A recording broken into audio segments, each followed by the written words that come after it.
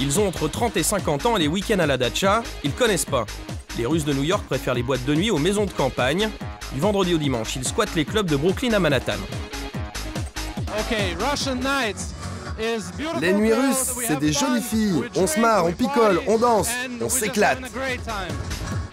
Prendre du bon temps, les clubbeurs russes new-yorkais sont passés maîtres en la matière. La plupart d'entre eux ont grandi dans l'austérité de l'autre côté du rideau de fer dans les années 80. Alors maintenant, comme DJ Pushkin au platine, le dance floor leur appartient. Ici, on est vraiment loin de la Russie, on n'est plus en Russie. On est aux États-Unis, à New York, à Brooklyn. Les Russes, réveillez-vous!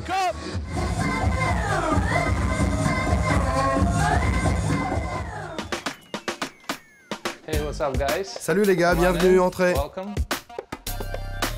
Quand il n'est pas en boîte, DJ Pushkin travaille chez lui. Ça, c'est mon jouet favori. Son appartement ressemble à un studio d'enregistrement. Cet Ukrainien de 35 ans a fait des nuits slaves son business. Multicarte, il est producteur de musique et de clips et organisateur de fêtes, du mariage à la soirée string. Ce que vous voyez là, c'est l'élite de la communauté russe en Amérique. Ses clients sont tous issus de la diaspora russe et en général, ne manquent pas d'argent. Pour un mariage, je facture à peu près 10 000 $. DJ Pushkin ou Lyosha pour les intimes a eu son premier Walkman à 14 ans. Il était en Ukraine. Un fanat de musique et d'images bridé sous l'ère communiste. Sa revanche aujourd'hui, c'est son job. On a des filles qui dansent à moitié nues, j'adore ça. Quand j'avais 6 ans, ma grand-tante qui habitait déjà aux États-Unis m'avait envoyé un blouson. Et c'était le plus merveilleux des cadeaux parce qu'en Ukraine, en Russie, tout était fabriqué par le gouvernement. Tout se ressemblait et tout était vraiment moche. En 89, c'est la révolution pour Lyosha. Il quitte Kiev avec ses parents pour New York, à Brighton Beach plus précisément. Maintenant, je vous emmène découvrir le quartier russe de Brighton Beach. Brighton Beach, c'est le cœur de la communauté russe américaine. À la fin des années 70, le quartier au sud de Brooklyn devient la terre d'accueil de tous ceux qui fuient le communisme et l'antisémitisme. Avant la chute du mur, personne ne pouvait quitter la Russie. La règle c'était, tu vis ici, tu es soviétique, tu restes ici. Tu ne vas pas aux États-Unis, on n'aime pas les États-Unis. C'est un pays capitaliste qui tire profit de son peuple. C'est mal. C'était vraiment la pire des conneries, l'idée la plus stupide.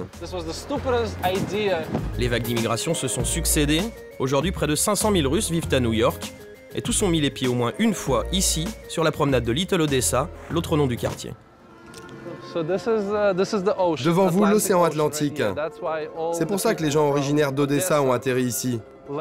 C'était le meilleur endroit pour eux parce que ça leur rappelait les bords de la mer Noire. La nostalgie du pays, quoi.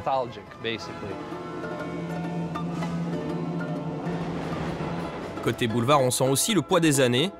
Briques crasses, boutiques surannées. Le cœur de Little Odessa appartient à une génération de migrants révolus. Ok, ça c'était un des magasins russes de DVD. Entrez. Lui, c'est Vladimir, le proprio.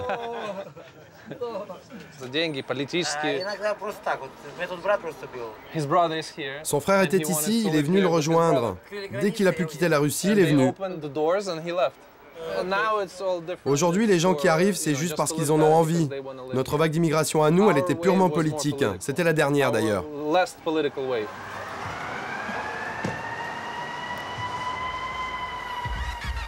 Lyosha, enfant de la dernière vague d'immigrés politiques, n'a pas franchement le mal du pays. Pourtant, curieux paradoxe, sa communauté ici ressemble à s'y méprendre à l'Union soviétique de la grande époque. Demain, il viendra mixer pour l'inauguration du restaurant d'un vieil ami, originaire d'Ouzbékistan.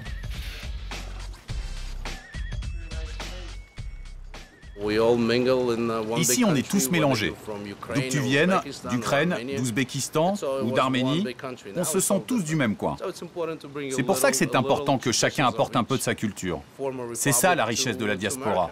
On est tous unis, plus d'Ouzbeks, plus d'Ukrainiens. Ici, on est Russes. Les Russes, réveillez-vous! Fin de journée sur Little Odessa.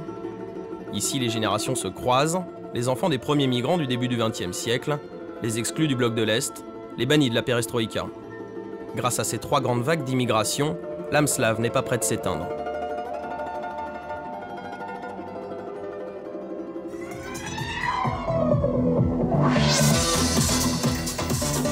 Good evening, Russia! Il est minuit, vous êtes dans les locaux de Radio Positive. Au platine, Lyosha est redevenu DJ Pushkin.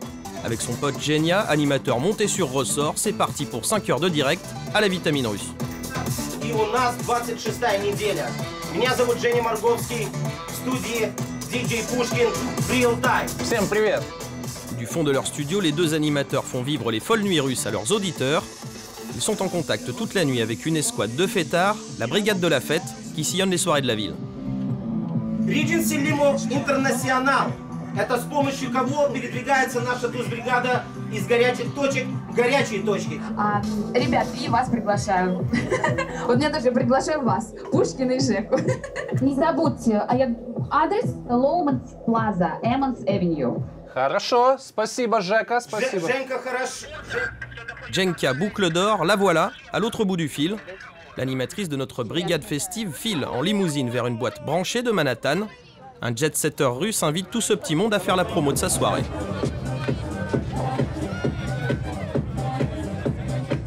À l'intérieur, l'ambiance est tout aussi bouillante que la veille. Terminé le temps de la rigueur. Il est 5 h du mat, l'heure est au bling-bling décomplexé. Dans la chaleur de la nuit qu'il semble loin, le temps de la guerre froide.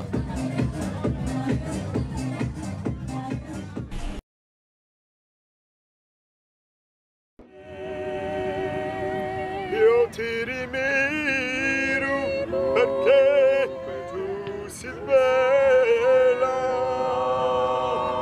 e c'è la violetta qui va all'armata.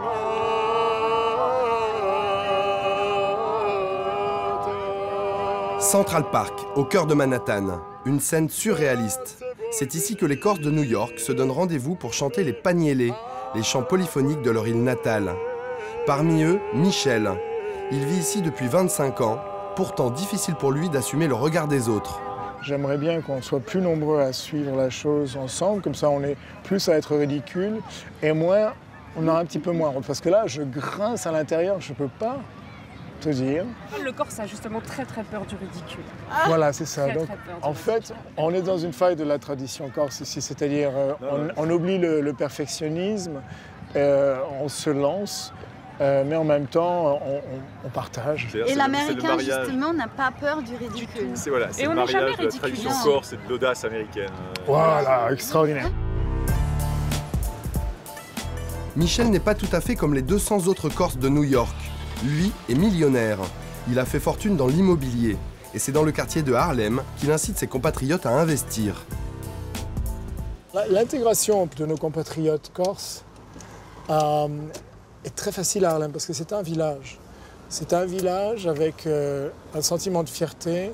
C'est plus calme, architecturalement il y a une véritable harmonie. Je pense que la fierté du Corse, l'esprit défensif du Corse est quelque chose de très voisine à Harlem.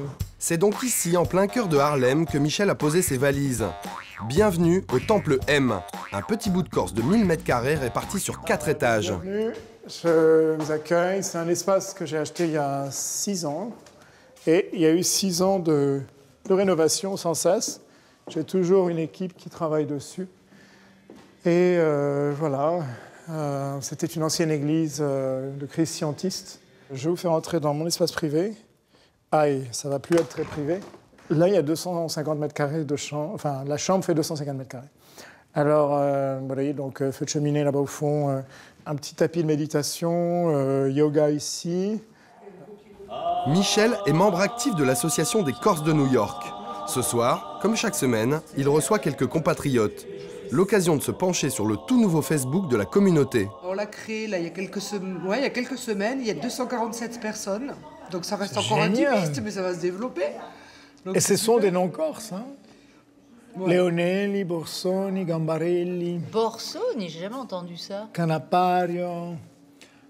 Ah, écoute, Gianmarchi, Battesti, Gentile. Fantastique, c'est tous nos potes.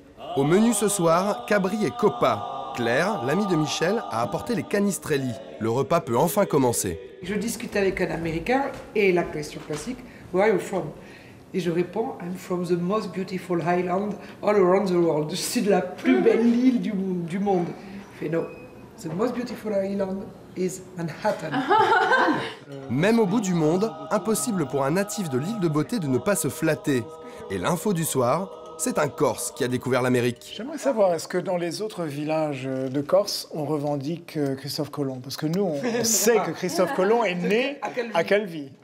Donc on sait, la maison, je la connais. D'ailleurs, elle est en vente. Non, je rigole.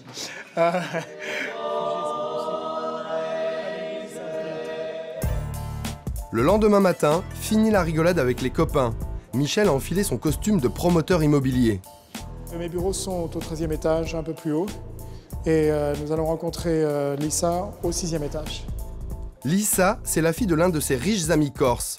Michel doit lui faire visiter un penthouse, une luxueuse propriété sur les toits de Harlem. Terrasse somptueuse au sommet de Harlem, puisqu'en fait on ne peut plus construire 12 étages à Harlem. Il y a quelques années, Michel a flairé le bon filon. Il a investi lorsque l'ancien maire de New York, Rudolph Giuliani, a nettoyé les rues de Harlem de la drogue et de la prostitution. Les chambres sont en général très grandes. Là, on est à peu près à 85 mètres carrés pour 2 chambres. Les Corses achètent à New York parce que New York, c'est un endroit intelligent à l'achat. De toute façon, on est dans la ville la plus positive des capitales du monde. Depuis quelques années, les prix ont doublé à Harlem, atteignant 8 500 $ du mètre carré. Mais pour Michel et ses amis corses, l'ancien ghetto black demeure toujours un placement en or. C'est vrai que pour Lisa, démarrer avec un bon achat, un achat intelligent, lui permettra de gagner beaucoup plus d'argent que n'importe quel métier qu'elle suivra. Retour à Central Park. À New York, l'empire immobilier de Michel ne cesse de croître. Heureusement, sa folie des grandeurs n'a jamais altéré son humour. Et c'est bien connu, l'humour est le propre des Corses. Tous ces immeubles, c'est vraiment des symboles phalliques d'une sorte de guéguerre entre promoteurs, à qui aura le droit de construire l'immeuble le plus haut, et foutre en dessus une sorte de gland de leur personnalité. Regardez un petit peu tout ça. Passez tout de suite si vous n'avez pas des jets d'eau en haut des sommets de New York. C'est étonnant.